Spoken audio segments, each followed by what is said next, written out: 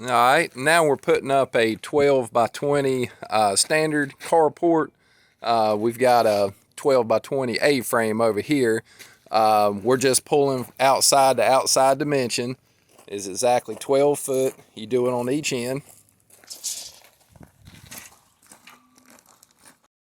The other side from outside to outside is exactly 12 foot. Now we're squaring the building up, pulling from corner to corner. Make sure wherever you choose to pull from, you're pulling from the same spot each way. Looks like he's got 276 inches from the outside of the leg there. Then we got 276 the same spot, or within 1/8 of an inch, I believe. Well, no, it's dead on it. But this one was real easy to square up because we had the last one squared up, and all we did is just pull 12 inches off the other carport, and we squared this one up in like 30 seconds. But anyways, the next step, we're going to be putting the legs together. All right, now we're going to put these bows. We're going to go ahead and put the legs on the bows. First thing you do is you just slide that nipple in about halfway. We just usually just guess halfway. And then put 2 screws in it. Then you'll put 2 screws in the leg, and you always try to make sure it's square by the lap right there. Just make sure it's good and straight. Now what we do is we go ahead and put the corner bracing on. We'll measure, we just guess halfway in the center to there, and the measurement we came up with is 5 1/4 from the joint to the end right there. And you don't screw the bottom, you just screw the top, but just make sure it's 5 1/4 on each corner. That way they'll all match up. And then all he's going to do now is put 2 screws in the top side. Then he'll put 1 more. All right, now we're going to put the center collar tie on. All we did is put a mark in the center of the collar tie right there, and we just center it up with the center of the bow. You can pull a dimension if you're not comfortable with that. Just pull a dimension to make sure they're both.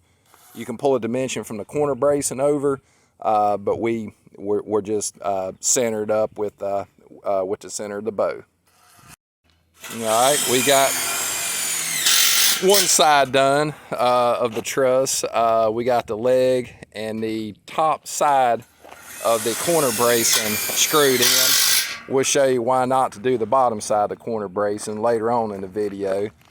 And we've got the collar tie. He usually puts 2 screws in the corner bracing, and then the collar tie up there, he just puts 1 screw in it on each side. And then now all he's doing is finishing up the other side, just mirroring over, just like he done the other side. All right, now we're going to set the trusses. In the first part of the video on setting the base rails, don't forget to put your rebar in it. I didn't mention that, but there's 3 anchors of rebar. As long as you hit good, solid ground like this is, you won't have no problem. But if not, you may have to put the mobile home anchors down there, which is recommended for high wind areas.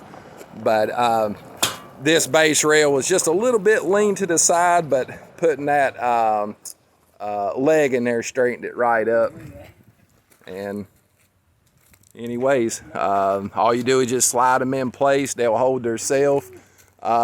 You'll continue on, put the rest of them in there, and as soon as we get to that point, we'll go to the next step. What we do, we take and measure up off this leg here. You come up and you can make it any length you want. What we've done, we cut 40 inches. That's pretty good height to work with. Come up 40 inches, made a mark. Come over here, this right here. Come up 40 inches, made a mark on the post. So therefore, put the string around it, pick this up to our level, got level. And then we screwed it.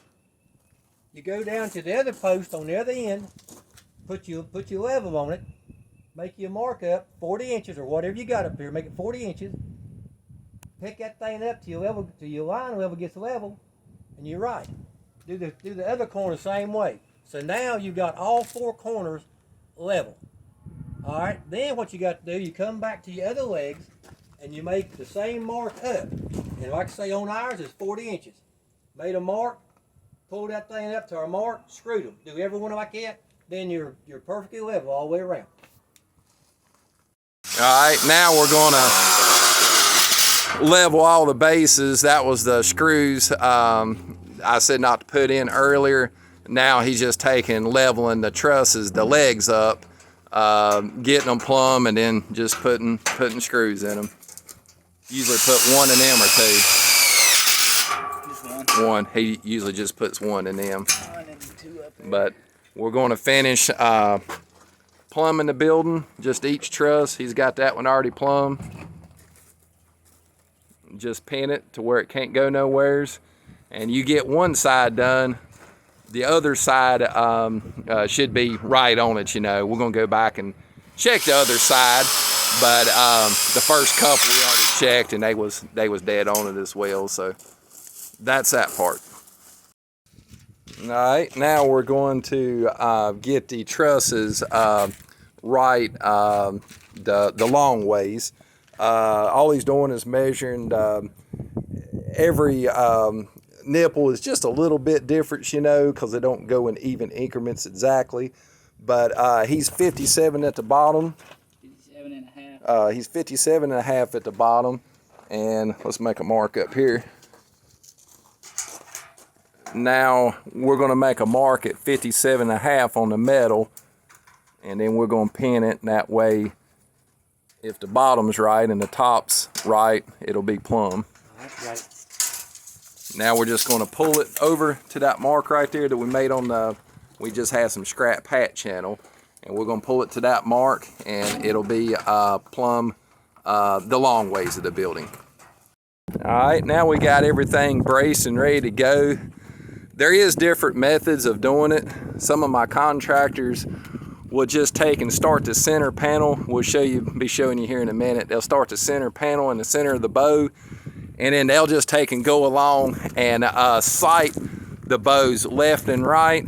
But we went ahead and braced everything, but they'll just take and bump them left and right and get them plumb that way. And then they'll come back on the eaves, and the way they sight the eaves of it, they'll roll the metal around the eave right there, around the bow.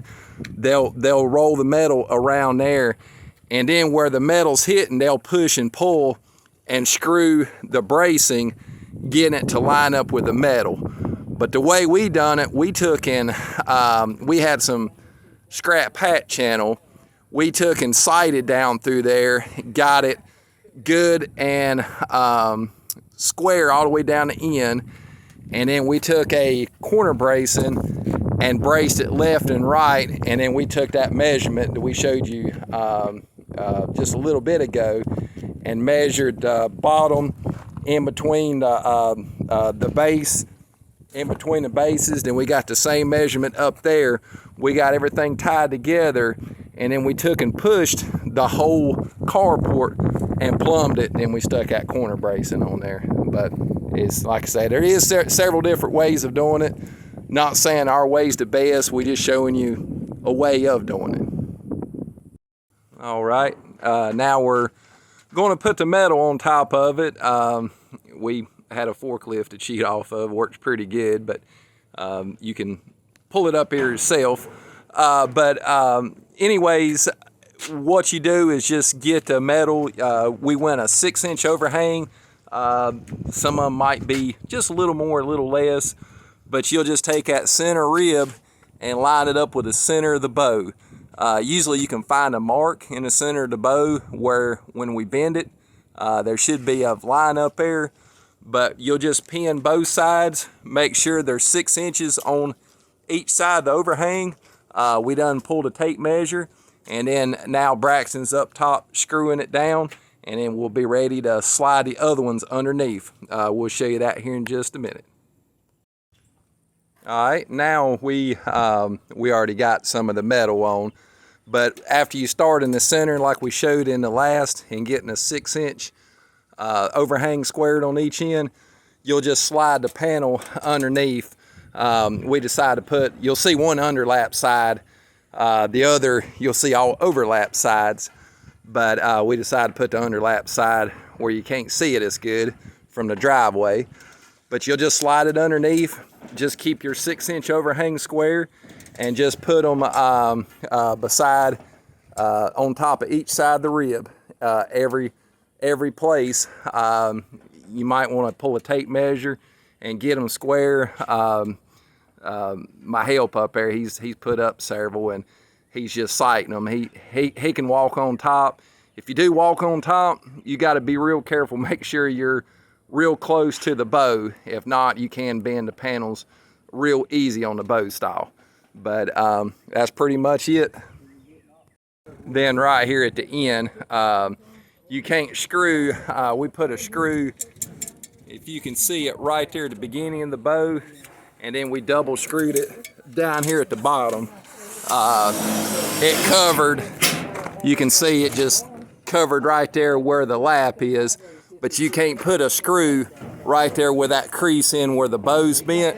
You have to screw it. The last one's right there where the bow's straight. Well, right there where the bow's straight, and then you'll just take and double screw on the face side right there as shown. And we covered, it works out where it covered the joint, every one. And like I say, we just double screwed the bottom. And we got one more panel to put on, and then we just got to put the eave trim on the end. We'll show you that here in just a minute. All right, now we're cutting the eave trim. All we did is mark the center right there. We just marked the center, and the bow's about 8 inches wide, and we just put about 4 slits in it. Usually works out pretty good for us. You can see how it bows that way. When you get it up there, it'll fold around like shown. Now for the remaining pieces, I had one piece left, and I just cut them 31 1/4. That's 4 equal pieces, and I cut 4 slots in them. Just kind of guessed halfway, and then just stuck them, slid it up underneath, and we are done. All we got to do is put on one more piece there. Well, actually, the other side too, we got to put on 3 more pieces, and we'll be completely done.